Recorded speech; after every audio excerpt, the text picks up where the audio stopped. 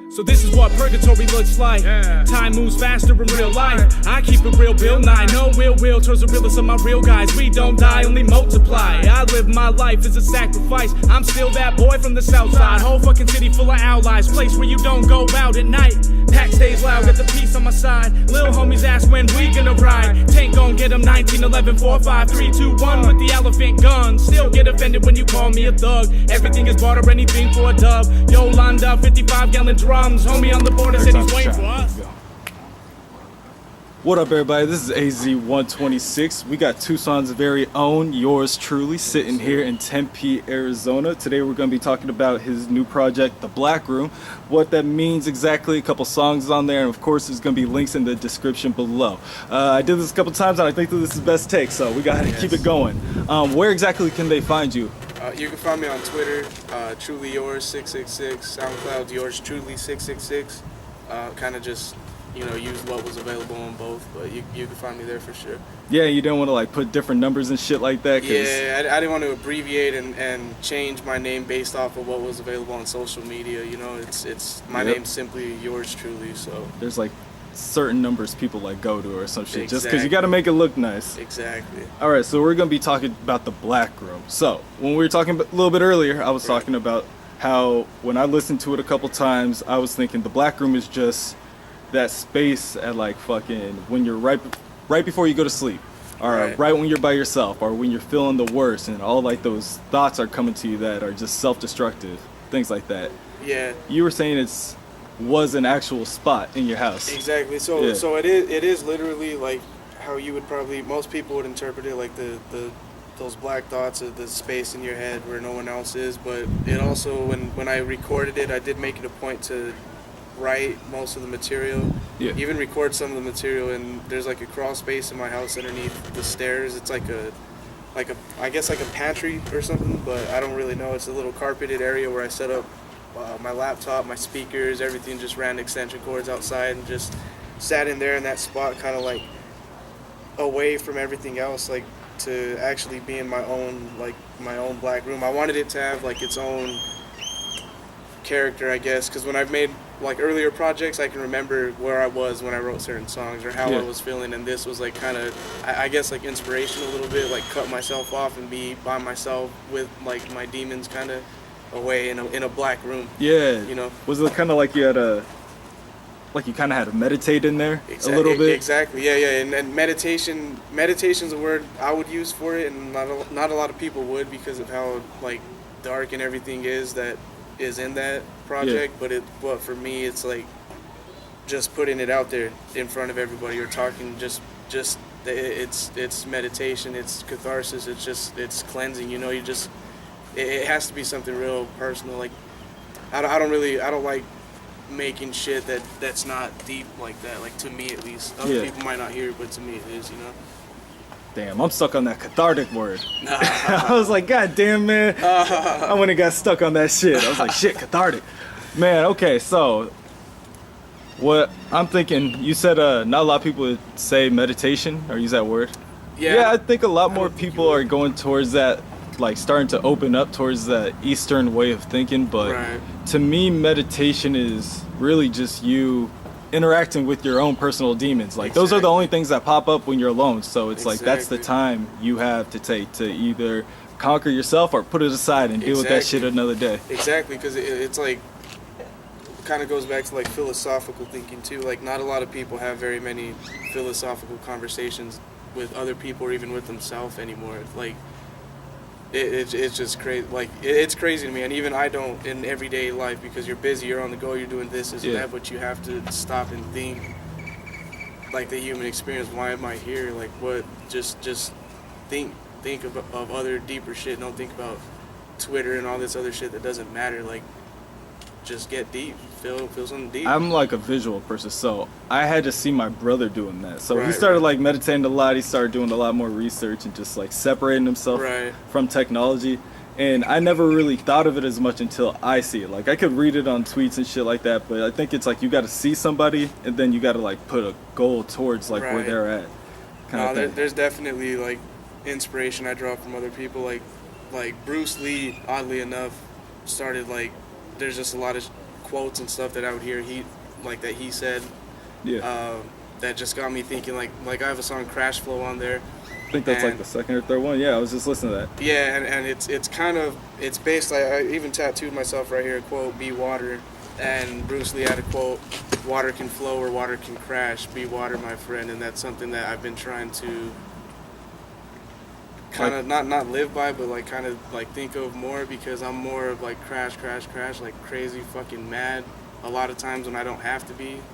And there's a balance to it. You should be able to flow, and you know. I think I'm the opposite. I think like sometimes when I have to be, I'm really not, and that's. I mean, sometimes I get away with it. You know what I mean? But it can't be the best. It can't be for the best. Exactly. You know what I'm saying? And the crazy thing is too is like a lot of people that know me wouldn't say that I'm like that. I think like a lot of it's in my head. Yeah. But still, a lot of what's in your head makes up who you really are. You know what I mean? Like even if I'm not acting on shit, if I'm thinking that way. That's almost good enough. Yeah. You know what I mean? And it's not good for you. You know what I mean? If you're stressing and being angry and shit, there has to be a balance between. Because there's times where it is good, where you need to crash, you need to check somebody. But a lot of times you gotta just use words. You know what I mean? You think a lot of more people are just going away from like checking people, like from confrontation? Like you see a lot more people just kind of like say just because it's easy. You know what I mean? Yeah, it's funny because. The way I grew up, and a lot of people say they grew up, it's like we're not going running. That's key. A lot of people say they grew up. Exactly. And if you're fucking running around talking some dumb shit, we would come and check it, and then we handle it right there, and that's that. But a lot of people don't do it that way. It's he said, she said, gossiping back and forth. Me to a fault, because even places I've worked and shit, I'll be like, hey, I heard you said this, I'm here now, what's up? And you can't be like that all the time, but that's just like that's a part of who I am. Like I can't. You gotta, I think at the right place, like if you just have the right boss, you can do that, and then you'll fucking skyrocket. If you have like a pussy ass boss that hates everything you do, they'll be like, nah, we're nipping this shit right here. Yeah, like at the right place, it'll be like, you got spunk, you're promoted, but other places are like, nah, you can't do that. So more often than not, a lot of times it's because you got like a pussy ass boss that ain't got no ambition himself or some shit. You talking about posers is a lot of, like your first song on here, Quitting's for Losers. There's like a bar right there where you're talking about like quote unquote posers. So right. As far as these are like the people that you're just like, look, man, you know what you're saying ain't what you're thinking. Exactly. It's like it's stupid as fuck. Like the whole be real thing. Like I feel like I've matured past like be real, because like real could be anything. Like what's real to somebody, it's all in the eye of the beholder. So like I can't say what's real or not to somebody. Maybe talking shit and being like a weasel is real to somebody, but that ain't real to me. But it's kind of back to that, like just be truthful, just be honest. Like there ain't no reason to lie. You don't mess with somebody, then just say it. Everybody knows, then move on. You know what I mean? I'm starting to learn that, because like a little while ago, I'm growing up, man. A little while ago, I'll just be like, you know what? I'll try to be cool for the sake of being cool, but you don't gotta be cool with everybody, yo. Yeah, exactly. Like it's cool. The world gonna keep on spinning, and people gonna respect you a little bit more for at least saying what you feel. You know what I'm saying? Because not everybody's gonna like you, and that's something like later in life I'm starting to understand. Before I'd be trying to please everybody, but it's like take me or leave me. You know what I mean? I live in Ahwatukee right now. And sometimes I'll be walking my dog and people fucking turn around and walk the other way scared as fuck because I'm the Mexican dude with tattoos and a fucking bull terrier. I do like that about Tucson though. Tucson, no matter what you look like, they'll look at you in your eyes and tell you like, hi, have a good, like, hi, how are you? Have a good day, shit just like that. When I went here, back they over looking there. straight at the ground. Yeah, exactly. Oh, like over here, dude, like there's been times like 7, 8-year-old kids come up, oh, it's a Target dog, can I pet your dog? They're happy as shit, and their parents like, nope, we gotta go, like not even looking at me. I'm like, you don't even know me, I've never been arrested, I have a kid at home, I go to work every day, I'm not a fucking thug. I know it might look that way to somebody, but I'm not a fucking scary person. So it's like, people, whatever, you might not like me. If you don't like me based on something like that, I don't need you to like me anyway. I like those pictures they got going on with like the doctors and shit, where it's like they got full tattoos and then they got like the doctor coat on, because it's like it really is that shit. If you go into any kind of fucking office or job or something, everybody in there got tattoos. That's what if they don't got tattoos, that's cool too. Like you don't gotta have tattoos, but You're gonna be shocked how many people got tattoos if you Exactly. fucking find out. You know what I'm saying? Exactly. Like my stepdad's like an accountant for Enterprise and shit. I bet you everybody in there tatted. Dude, People at desk jobs are under his fucking form, tatted, exactly. yo. Under his form, nothing. He takes his shirt off. He's pretty much got a bodysuit. Like you would never even think. Like, and that's what I'm trying to convince my mom because in June I'm trying to get the side of my head tatted. Either that or my hands. Oh yeah, I I'm remember thinking- you was talking about that. Yeah. Yeah. I'm thinking less on my hands, but more my head, because then I can just grow my hair out. Doesn't really like limit opportunities, because there is that stigma a little bit. I remember you was talking to your mom's was like my mom's, where Yeah. like when you first got it, she was like crying and praying, and then like Yeah. 2 hours later, she like, you know, Exactly. Like she would like little by little, she accepted it more and more. Like They like but take then- your arm, let me check it out. They bend your Exactly. elbow in and shit like that. That Yep. is actually kind of nice. Yep. Like, but Be like, yeah, I bought it. the head tattoo, she's like definitely trying to convince me not to do, but I don't know. I think I might just. I'm a grown man, bro. That's my. Sometimes she don't you gotta pay do my it. rent, you know what I And mean? even if you don't like it, fucking grow your hair out. Just hope you just get a hide good it. barber. Get a good barber. You don't ever want to do that fuck up where you got to start fresh Oh, and shit man, like just that. bald. That's not a good Yeah. look for me, bro. At all. Not me. I'm too skinny for bald. I That's start the getting same like thing with questions. me. I look like fucking young Vin Diesel and shit when he was in like art school. I look like Soldier Boy back like 10 years ago. Before he got all the tattoos and shit. So it ain't a good look either way, you know what I with mean? The fucking long tee and some. Oh man, that's funny. You remember those in the shit. bathing apes and shit Dog, like that? This Yeah. motherfucker, I don't want to rep. This fool had the CD. This fool went to the concert over here. My mom brought. It's Jake F, by the way. My mom brought him over here. Oh shit, you on the album? Yeah, she brought him. That's my brother. She brought him over here from Tucson to Phoenix. This fool wore a big ass long tee. Got some merch that was Triple a big X's. ass long tee that said "Crank That." You He had remember that shit? sunglasses that said fucking Soldier Boy and shit. Like this fool was a big ass fan, bro. That shit takes But that me shit back. took Red tee on off, top bro. of white tee. Sometimes you have white tee on top of white tee. Make sure that shit pop. Yeah. That shit took over the world, bro. I didn't understand it, but that's what people. Yeah. That's what people like, bro. Sometimes Grown you men. just need a radio song, you know what I mean? And then they get interested. Yeah. But sometimes people make radio songs to some of the poses that we don't want to Hmm. even be fucking paying and shit. I guess Right. we just pay people now just by watching this shit. You know what It's I mean? Like true. that. How about that girl? Like Yeah, she's a dude. millionaire now because we just watched that shit and laughed about it. And it's Exactly, like, bro. Like if you saw the new Dave Chappelle stand-up came Yeah. out, that motherfucker said, he's like, I was in Detroit, they wanted their money back. I said, I just get You paid to ain't show up. never You ain't getting getting no shit. money. Yeah, Yeah. it's the same That's shit, how I would bro. do it. I get paid to show up. Always get paid in advance. That's why I Exactly. learned. Like once you can get paid in advance, never go backwards. Oh man, we were touring once, and I think it was like someplace in Oklahoma, I forget which city, and we showed up, and the fucking promoter came out bitching at us that we didn't have microphones. Yeah. Like, what are you talking about? Like, every other venue had microphones on this tour. Like, that's kind of comes with your PA system. Kind of comes you know with what all I mean? the shit. Y'all got speakers, you got a mic. Exactly. And so then they fucking, I was just blowed as shit, sleeping in the fucking car. They come in, it was Suey Blue. He came in, he's like, bro, this fool's being a dick. He's saying this, and that. I was like, you know what? Tell this fool, he obviously don't know who we are, and we're leaving.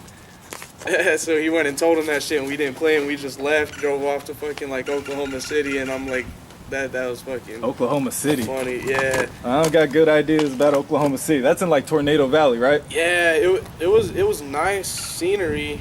It was cool. Like where we went, there was like a couple of gay dudes who actually were really really cool to us, but probably because they were like the only other like minority there, so they invited us. It was just like, we gotta stick together. Fuck It's it, like, y'all are look, cool. We'll show you where to go. Yeah, Don't yeah, go so in that they're bar. like- Don't go in that bar. Yeah, they're like, we like your shit.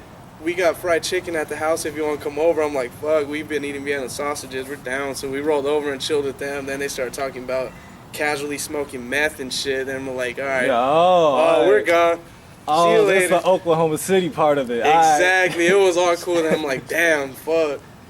Gave us all this hospitality. Then it's like, hit All us you with that. started noticing all this shit, like they started missing teeth and shit. Like they had Yeah, a head patch. You're like, this wait, dude- hold up. Yeah, pretty much, bro. It had all the signs of the fucking meth usage, little by little. Then I was like, all right, maybe we're not sleeping here tonight. Cool. See I've you seen later. people casually smoking that shit Yeah, on bro. Facebook. Like, Dude, like, in look, middle I'm not one to America- judge, but there are people that just casually smoke that shit on Facebook, and I gotta judge that shit. Like, Yeah, get your dude, shit like, together. That ain't cool, bro. Like a lot of like flyover country, like middle America, Yeah. it's a lot of shit like that. Like we went through like the Midwest and like cities and towns you really never heard of, and or even like some places of like parts of New Mexico, shit like that. It's like Flat. yeah, bro. When there's not really much to do, that's like the shit people are fucking doing, bro. It's crazy. It's like When I moved from Southern California to Illinois, yeah, it was my mom, me, and my brother in a car. So it took like 2 days or some shit like yeah. that. And I remember just after a point, it was just all flat. Just Yeah, everything flat. boring Like as you look to the fuck. left, you look to the right, there ain't shit out there to look Yeah. at. So it just makes time feel like it's dragging. For real. Where else have you been besides like Oklahoma? Dude, we really went everywhere, man. We would go, we'd frequent New Mexico, like Las Cruces, Albuquerque, Santa Fe. We did Denver, Colorado, obviously Tucson, Phoenix, San Jose, LA, Seattle, Sioux Falls, Des Moines, Iowa, Chicago. Sioux Falls, is that in Iowa? Sioux Falls, South Dakota. I South believe. Dakota? Oh shit, you guys just fucking be traveling shit. yeah, See, I don't be doing that. I gotta do that more, you know what I'm saying? And it's not expensive. Yeah. It ain't expensive, you just gotta do it. It was really dope when we did it because that was back in before my son was born. So it was a whole month, man, and we like that's when we did that. And then we do other like 2-week long runs here and there and shit. It was with this dude Quell from Typical Cats from Chicago and this dude Robust. Typical cats. They're like old school underground and shit. Like I had grown up listening to this fool and he heard our shit and he really liked it and did like a collab with us and offered to get us on tour. So it was like, to me that's an equivalent of some fool listening to like Lil Wayne or Drake, because that back when I was 12 I didn't know who this fool was. He was the dopest motherfucker I ever heard, bro. So, sometimes it's just like when you see people in person, you realize it's just people. Exactly. Well, and that's what happened, bro, because like I had some old songs I wrote about it too. It's just like a quote of it is, "How did you get so?" And it's like these guys aren't really your heroes and shit like that, bro. Like they're just people, bro, and they're doing dumbass shit like we are. Like they don't got a grip on themselves. They ain't paying bills. Like they're just normal people, normal ass people, bro. Yeah. And like I'm fucking with this fool, but we went all around, dude. It was really good opportunity for like 2 or 3 years. We were just touring, just playing, fucking, and it's not expensive, how you said. Like we'd show up, we'd get like a door split or a bar split, and that'd pay for our gas in a hotel room, and then you're on to the next place. So you don't really pocket much, but you're playing music and eating and going around the country. And to me, that's my dream. I've lived my dream right there. Like no matter how small scale it seemed, like shit, I was in the middle of nowhere. Sometimes you just want to get paid for what you like to do, and you don't really care how much you're getting paid. If it's enough to live, then fucking that's cool. Just give me enough to what I like to do. A lot of times people just get put into the machine, going through the motions, and it just drains them. It's some validation, like somebody actually thinks, because it's always like, we like doing this shit, so we're gonna do it. But someone saying these people came and showed up to watch you play, here's some money for that, that's like, all right, so maybe out of state too, it's like shit. Exactly. So it takes it past like fucking local rappers and putting on for my city and trying to take over the city. It's onto something like, shit, we are 19 years old and we're doing this. Like that's crazy, bro. You know what I mean? So what I thought we could ever do. Was that after this tape was made or before this tape was made? Before. That was when I was. Did that kind of, was that like an inspiration for this tape? Actually, like coming out, like you needed something actual, some.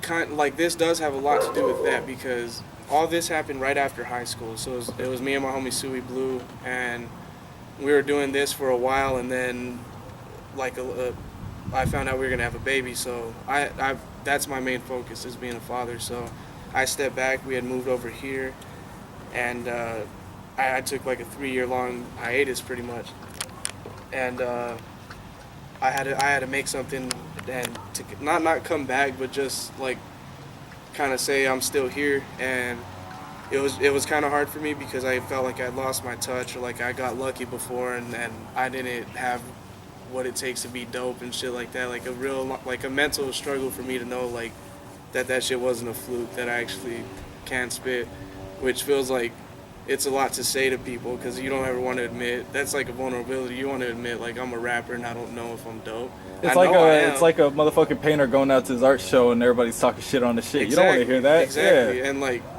you got to go through that. Like I've grown since the shit that I made since then. Like I listen to that and I love it, but it's not anything I would make now. And I know Black Room is different from what I'm making at this moment in time, because you're always changing and doing something different. You always gotta progress a little exactly, bit. and I would hate it if my shit sounded the same every time. I want you to see a story or something different in each one, even if it's I was singing happy shit before and now I'm maybe singing something not as happy, just something different. And do you think there's a story behind the Black Room? It's about like 8 songs long, so do you think there's like a beginning, middle, and end? I definitely, when I was listening to the first 4, I think I listened to those 4 more than the other half.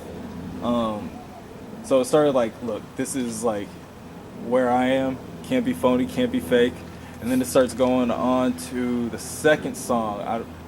Which one's the second song? Well, why look it up? I know the third song is more about a girl that you met or something like that, like Gold Flakes. I know that one's about the woman that you met, kind of thing like that, or all the women that you met into one person, kind of thing like that. Pretty much, like the hypocrisy of it all. Like, oh, the second one's Cash Flow. Okay. Yeah. Crash Flow. That one's more of like Crash Flow. Pretty much a suicide note. Honestly, it's kind of just like what to think of me when I'm gone, and just written at a dark time. Like, honestly, probably written within an hour, but just, you know, just dark kind of rambling thoughts. But sometimes you need to get them out. Like, it's definitely a darker tape. Some of them are definitely darker than others, but sometimes you just need to get that out because people resonate with that. That's why people like Eminem made it so big in the 90s, because nobody was making like personal shit like that. It was more and it's like outward struggles, not inner struggles. Yeah, and that's like it's kind of crazy right now, because it feels like depression and shit like that is often like made into somebody's gimmick, or fucking like, not, I don't want to say fetishized, but almost fetishized, like suicide girls and shit like that, or fucking even like they're depressed, they're easy. Yeah, or even like Kid Cudi coming out and fucking everybody fucking accepts and loves it, which is cool for him and shit. Kanye comes out, everybody cool and accepts it. I've been talking about depression and shit like this since I was fucking middle school and high school, and people thought I was weird and you shouldn't talk to this kid, or fucking he's fucking crazy and shit like that, which not like to have anything. That's cool that people are accepting of it, but that's only because that's your favorite celebrity. Like, it's not. I'm a real ass fucking person. I go Are you to work really every accepting day. it? Like, are you accepting the people down the street? Are your neighbors the people you fuck with? Or are you just accepting? Or are you accepting some fool that you know isn't living next door to you, or some fool that you don't have to rub shoulders with? An idea of a person. Yeah, exactly. Because that's the same. That's the same. Not the same, but like, even with the racial shit, even with the fucking gay or straight shit, like, everybody can say what they fucking believe, or I love Muslim people, I shouldn't think this and that, but what you actually feel, I feel, is a lot different than what people are trying to say. People try to say shit so they're not looked down on from everybody else for not believing this shit that they're saying or claiming, but it's like, and a lot of times people can see right through that shit. Yeah, exactly. And going back to celebrities, a lot of times people will make excuses for celebrities, like if they have depression, if they're quote unquote insane or something like that, because they don't want it to fuck with their idea of who they are. But it's like, when you see people every day, it's like, nah, motherfucker, this is me. This is like real shit. I'm not gonna, if I'm depressed, look, nigga, either help me or fucking don't hurt me.